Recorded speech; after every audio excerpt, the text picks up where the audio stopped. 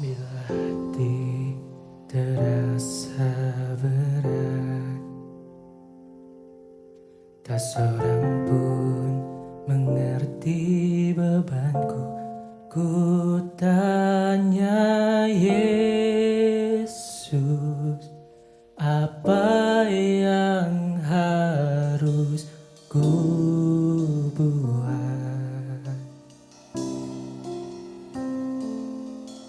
Dia berfirman, mari datanglah. Dia selalu pedulikan aku. Ku datang Yesus, Dia pikul segala bebanku. Sujud di altarnya,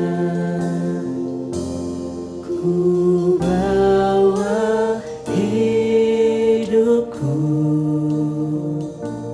Ku terima anugerahnya, Dia ampuniku dan bebaskanku. Dia ubah hidupku, barui hatiku.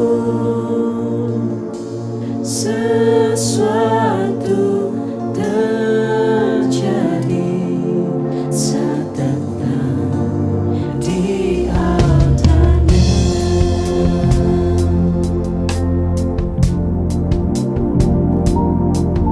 Dia berfirman, mari datanglah. Dia selalu pedulikan aku. Ku datang Yesus, Dia pikul segala bebanku.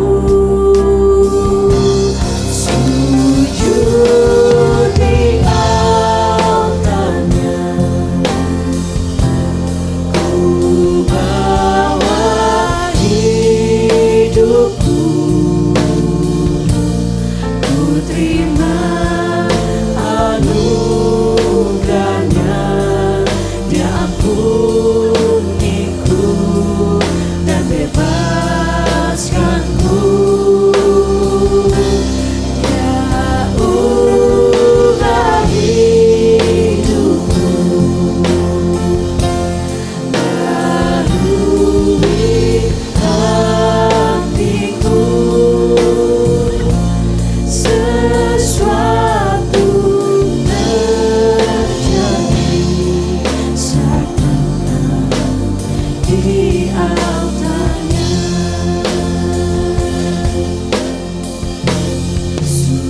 Sujud di altarnya, ku bawa hidupku. Ku terima anugerahnya, Dia ampuniku dan bebaskanku.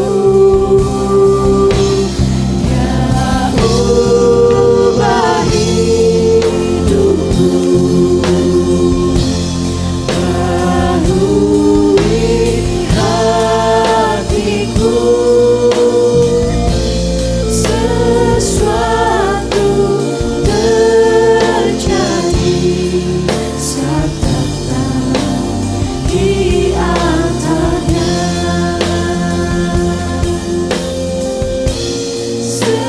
Sesuatu terjadi saat datang di altarnya.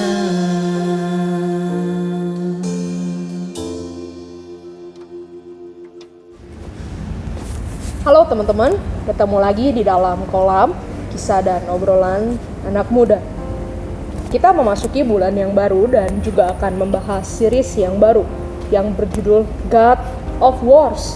Allah atas peperangan. Nah, kita akan membahas di dalam bulan ini bahwa ternyata kehidupan kita sebagai anak muda itu adalah sebuah peperangan setiap hari, teman-teman. Daily wars. Ya, peperangan apa? Peperangan antara kita menyembah Allah atau menyembah hal-hal lain selain Tuhan, selain Allah.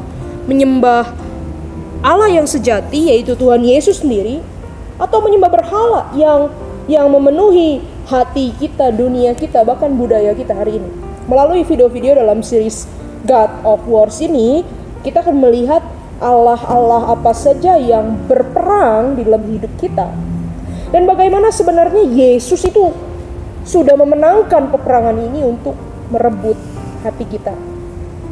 Teman-teman, kita tahu tentu dengan jelas ya, ada hukum Tuhan yang berbunyi, jangan ada padamu Allah lain di hadapanku.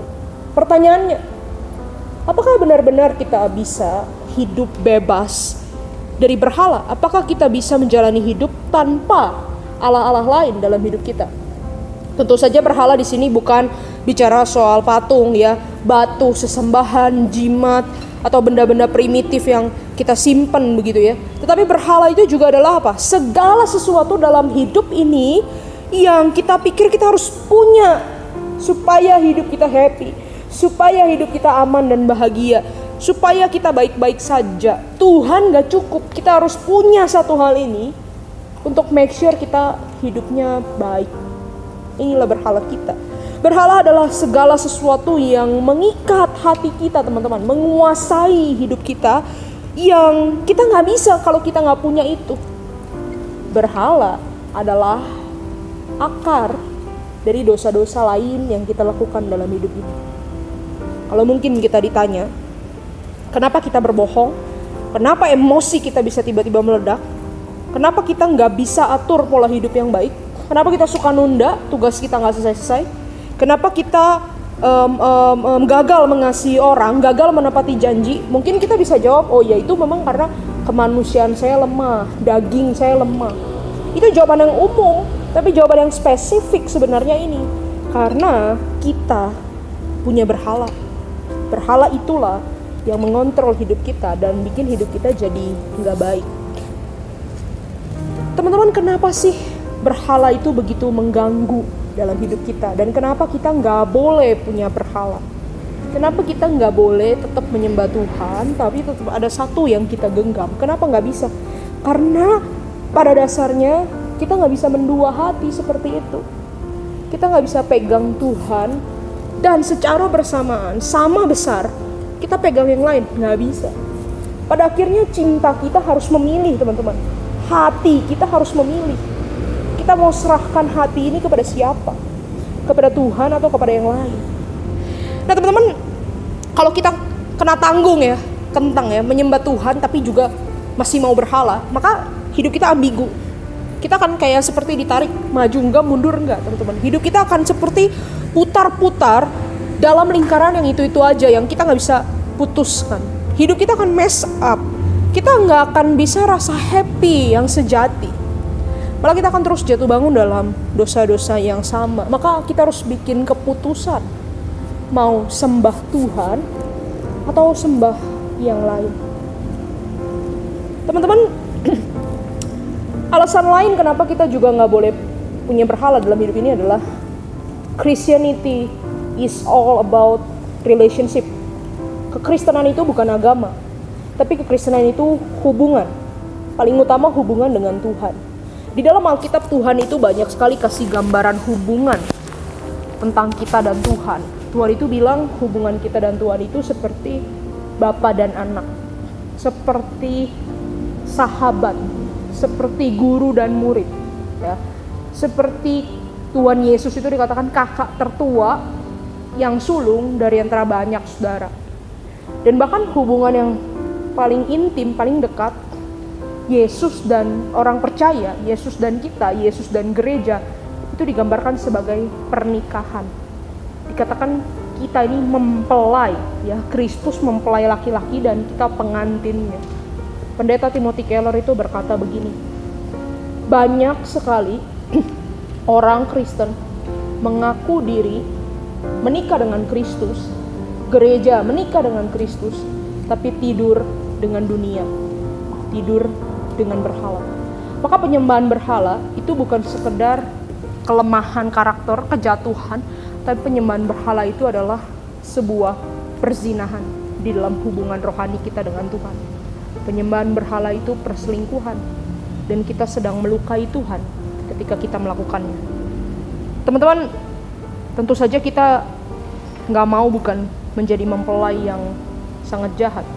Apalagi kalau kita mengingat Tuhan Yesus sudah mengorbankan dirinya untuk menebus dan memiliki kita. Dari tadi kita bicara soal penyembahan berhala. Sekarang kita akan melihat sebenarnya apa aja sih berhala yang mungkin bisa ada dalam hidup kita. Teman-teman, segala hal bisa menjadi berhala dalam hidup kita. Segala hal bisa jadi berhala. Tapi persoalannya begini. Ada dewa berhala ya, chief demigodnya ya, dewa yang besar. Ada antek-anteknya, anak buahnya. Nah, yang perlu kita temukan dalam diri kita itu adalah dewa berhalanya apa. Itu yang harus kita kalahkan. Sama seperti waktu kita main game, mungkin musuhnya itu banyak di dalam kelompok musuh yang mau kita bunuh. Tapi yang satu yang paling harus kita kalahkan itu adalah bosnya para musuh, dewanya. Kita harus bunuh dewa berhalanya. Contohnya kalau kita bilang begini, mungkin ada orang yang memberhalakan uang. Uang bisa jadi berhala. Tapi uang belum tentu jadi dewanya para berhala. Maksudnya apa? Ada orang merasa begini, saya harus punya uang banyak. Kenapa?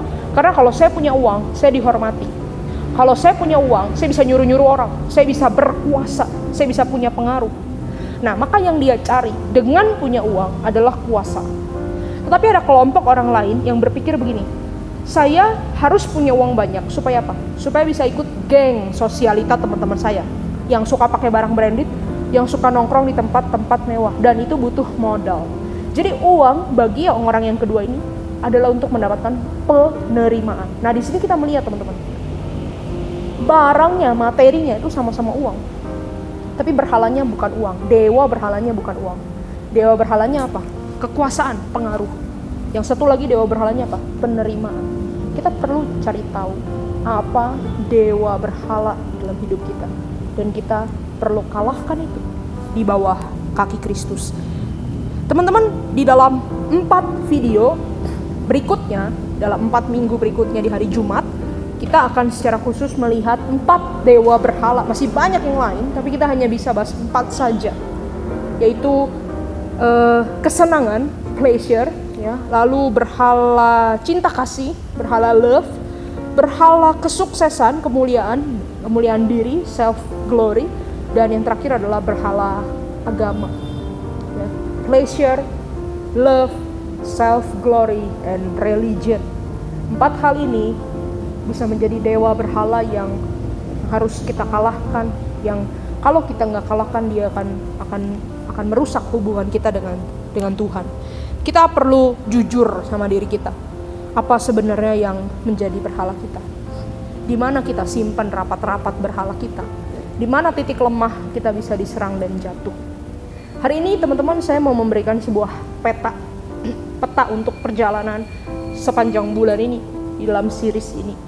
Peta ini adalah pertanyaan-pertanyaan yang kita bisa renungkan dengan jujur untuk tahu apa berhala kita. Bagaimana cara cari tahu berhala kita? Jawablah pertanyaan-pertanyaan ini. Apa yang sering kali atau bahkan selalu muncul secara otomatis di dalam pikiran kita? Apa yang selalu muncul otomatis dalam pikiran kita? Seorang bernama William Temple pernah berkata begini, Allahmu adalah apa yang engkau lakukan ketika engkau sendirian.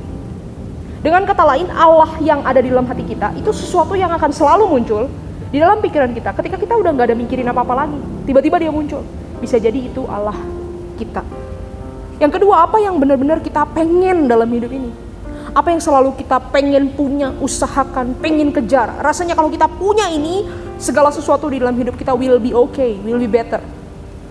Kemudian apa yang selalu kita gunakan atau andalkan untuk mendapat penghiburan, mendapat keamanan? Kemana kita pergi kalau kita lagi sedih? Kemana kita datang kalau kita lagi galau? Apa yang kita lakukan ketika kita capek, ketika kita bingung, ketika kita marah? Teman-teman, Allah itu adalah pribadi yang selalu kita datang ketika kita membutuhkan. Nah ini, di titik kita paling membutuhkan, kita cari siapa? Kita pergi kemana? Itulah Allah kita. Kemudian apa yang paling kita bela-belain dalam hidup ini? Untuk apa saja kita menghabiskan waktu kita? Kemana uang kita pergi? Kemana kita habiskan uang kita?